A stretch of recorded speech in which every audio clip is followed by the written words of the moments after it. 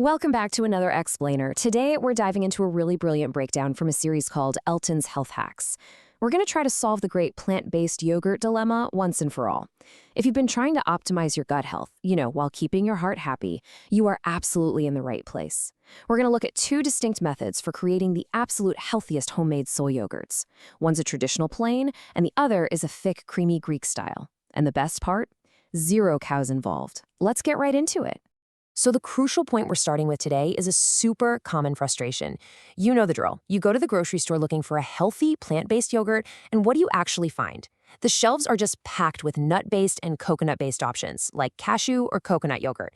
And the problem is, those are often completely loaded with saturated fat. But if you go looking for just a simple, unsweetened soy yogurt to avoid all that fat, good luck. It is incredibly difficult to find in many parts of America. You're basically stuck between a rock and a saturated fat hard place.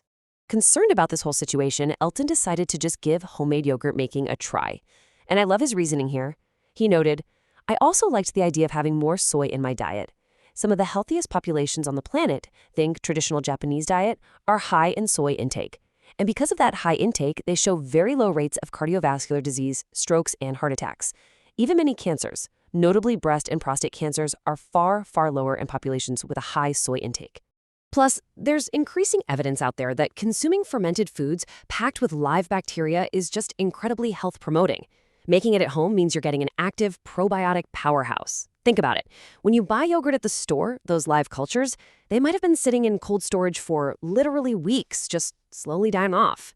At home, you get maximum freshness, you completely control what goes into it, and again, absolutely no cows involved. Okay, let's dive right into hack number 1. We're calling this the Pragmatist's Plain Yogurt. First up, the plain yogurt. For the equipment, Elton uses the Luvele yogurt maker. It's this fantastic, dedicated fermentation station that runs about $140 directly from their website. It gives you really precise temperature control, which, as you'll see, is an absolutely crucial must-have for cultivating the right bacteria. Now for the base, this plain yogurt uses the Westlife Smoothie Blend. This is an unsweetened plain soy milk that's specifically formulated for a thicker texture, which makes it absolutely perfect for our needs here. And the good news is you can easily find this carried by several national chains and online retailers. And to actually bring this milk to life, well, you need your bacteria. Elton recommends the VIVO powdered starter culture, specifically the one for probiotic vegan yogurt. It's a non-GMO powder, and you can grab it super easily right on Amazon. And honestly, looking at the breakdown of this starter brilliantly illustrates exactly why homemade is just superior to store-bought. I mean, look at that impressive list of live probiotic strains. You've got multiple strains of lactobacillus and bifidobacterium, all ready to ferment our soy milk. You are very rarely going to get this kind of bacterial diversity in a standard commercial cup of yogurt. So how do we actually make it? Well, as Elton reports, this process is ridiculously simple to do. You just mix the powdered starter right into 1 or 2 quarts of the Westlife Smoothie Blend. Then you set your yogurt maker to exactly 100 degrees Fahrenheit, let it ferment for 12 hours, and then pop it in the refrigerator for 6 to 8 hours to set. That's literally it. Mix, heat, chill. Now, if you want something a bit more traditional, let's look at hack number 2, the Purist's Greek yogurt. For this Greek style, the recipe gets just a bit more complex. First, we swap out that smoothie blend for Westlife's standard organic unsweetened soy milk. This is actually a really crucial swap because it's a much purer base, which we're going to analyze in just a second. And to get that signature thick, spoon-coating texture of Greek yogurt, you can't just rely on the fermentation process. You're going to need to strain it, and you'll need just a little bit of patience. Elton uses the Cuisine GY60 Greek yogurt maker for this. It's essentially an ultrafine mesh strainer designed to pull all that liquid whey right out of your yogurt. Now, the initial creation process here is exactly the same. You use the exact same VIVO starter, same settings, 100 degrees Fahrenheit for 12 hours. But the really vital extra steps happen right after fermentation. You must put the fermented organic milk in the refrigerator for at least 6 hours to chill. Then you pour it into the Greek yogurt maker and let it sit and strain for another 6 hours. All right, let's move on to the fun part, the Nutritional Showdown. How do these two yogurts actually stack up against each other? Just a super quick reminder for everyone before we dive into the numbers, we are exploring Elton's personal health hacks here, and we're just reading the dietary facts right off the labels. We are not nutritionists. You know the drill. Always consult your doctor for your own specific dietary needs. Okay, so let's break down this head-to-head comparison. ounce for ounce. With the smoothie blend plain yogurt, you are getting a massive 16 grams of protein and about 1 gram of saturated fat. But it does contain some additives, though you keep 100% of the yogurt you make. On the other hand, with the organic standard strained into Greek yogurt, the protein is slightly lower, around 12 to 13.5 grams after straining.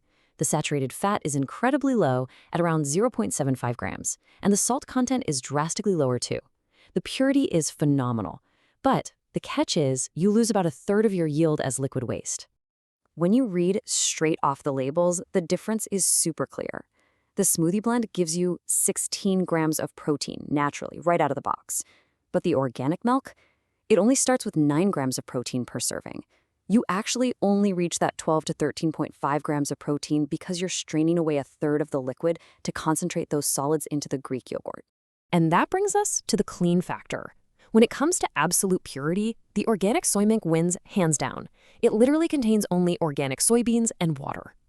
The smoothie blend is non-GMO, sure, but it achieves that high protein and thick texture by including soy protein isolate, added sunflower oil, gel and gum as the thickener, and some synthetic vitamins. So, with all this data laid out, what's the final verdict here?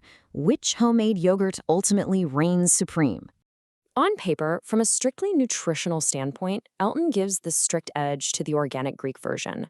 It has a slightly lower protein count, sure, but it has absolutely zero additives, it's low salt, has ultra-low saturated fat, and offers this pure, unrefined fat profile that is just ideal for long-term vascular health. But here is the brilliant plot twist. Elton's practical pick, the one he actually makes and recommends sticking with, is the plain yogurt made from the smoothie mix. Why? Well, because the pleasure factor really matters. The plain yogurt just tastes better.